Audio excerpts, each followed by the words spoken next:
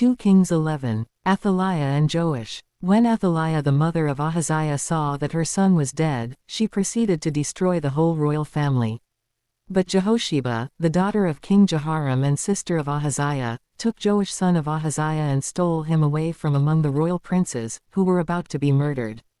She put him and his nurse in a bedroom to hide him from Athaliah, so he was not killed. He remained hidden with his nurse at the temple of the Lord for 6 years while Athaliah ruled the land. In the 7th year Jehoiada sent for the commanders of units of 100, the Kerites and the guards, and had them brought to him at the temple of the Lord. He made a covenant with them and put them under oath at the temple of the Lord. Then he showed them the king's son. He commanded them, saying, "This is what you are to do, you who are in the 3 companies that are going on duty on the Sabbath, a third of you guarding the royal palace, a third at the Sur gate, and a third at the gate behind the guard, who take turns guarding the temple, and you who are in the other 2 companies that normally go off Sabbath duty are all to guard the temple for the king. Station yourselves around the king, each of you with weapon in hand. Anyone who approaches your ranks is to be put to death. Stay close to the king wherever he goes." The commanders of units of 100 did just as Jehoiada the priest ordered. Each one took his men, those who were going on duty on the Sabbath and those who were going off duty, and came to Jehoiada the priest.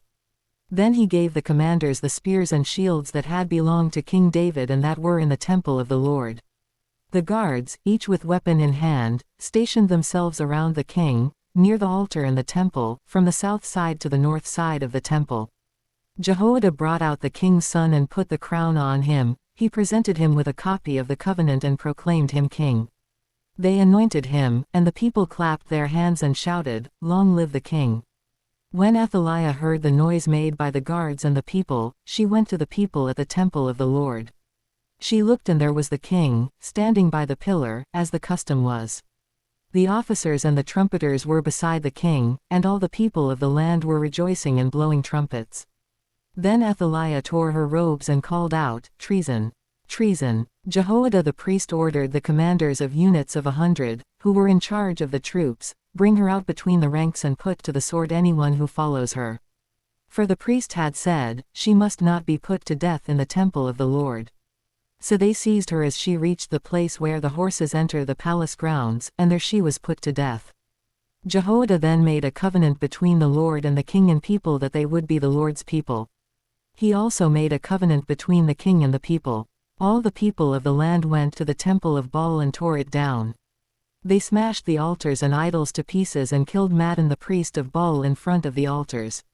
Then Jehoiada the priest posted guards at the temple of the Lord. He took with him the commanders of hundreds, the Kerites, the guards, and all the people of the land, and together they brought the king down from the temple of the Lord and went into the palace, entering by way of the gate of the guards. The king then took his place on the royal throne. All the people of the land rejoiced, and the city was calm, because Athaliah had been slain with the sword at the palace. Joash was 7 years old when he began to reign.